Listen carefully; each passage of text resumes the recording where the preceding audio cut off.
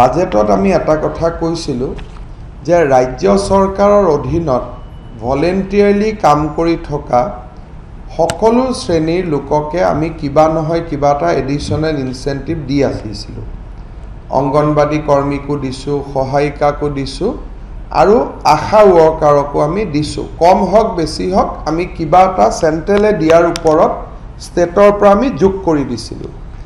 কিন্তু mid day মিলৰ ৱৰ্কাৰখিনিৰ ক্ষেত্ৰত আমি আজি ইমান দিনে একো কৰিব পৰা নাছিলোঁ।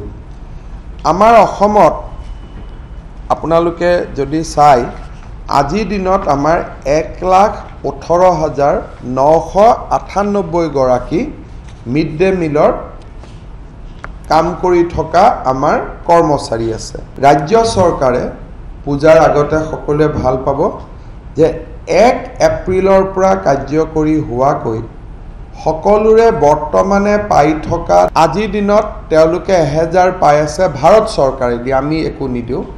প্ৰথমবাৰৰ বাবে ইয়াৰ লগত ৰাজ্য চৰকাৰৰ 500 টকা যোগ কৰি দিয়া হ'ব। চ' 1 এপ্ৰিলৰ পৰা কাৰ্যকৰী হোৱাকৈ আমি আমাৰ মিড ডে মিলৰ কুক আৰু হেল্পাৰ দুটা কেটেগৰী আমি দুইটাৰ মাজত ভাগ নকৰাকৈ কুক আৰু হেল্পাৰ দুইগৰাকী বাইদেউকে 500 মাহেকীয়া ৰাজ্য চৰকাৰৰ পৰা দিবৰ বাবে সিদ্ধান্ত গ্ৰহণ কৰিছোঁ। বিত্ত বিভাগে অনুমোদন দিলে। দুৰ্গা পূজাৰ আগতে এই পুঁজি তেওঁলোকৰ বেংক একাউণ্টত জমা হ'ব আৰু ইতিমধ্যে বিত্ত বিভাগে 34 কোটি 20 লাখ টকা মুকলি কৰি দিছে। চ' প্ৰথমবাৰৰ বাবে ৰাজ্য চৰকাৰে মিড ডে মিলত কাম কৰা বাইদেউসকলৰ দৰমহাৰ লগত 500 টকা সংযোজন কৰি দিলে। এপ্ৰিলৰ পৰা অক্টোবৰৰ পইচাখিনি একেলগে পাব।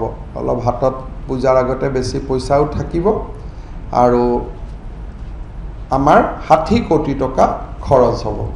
তেওঁলোকৰ এই টকাটো তেওঁলোকৰ বেংক একাউণ্টত পোনে পোনে জমা হ'ব।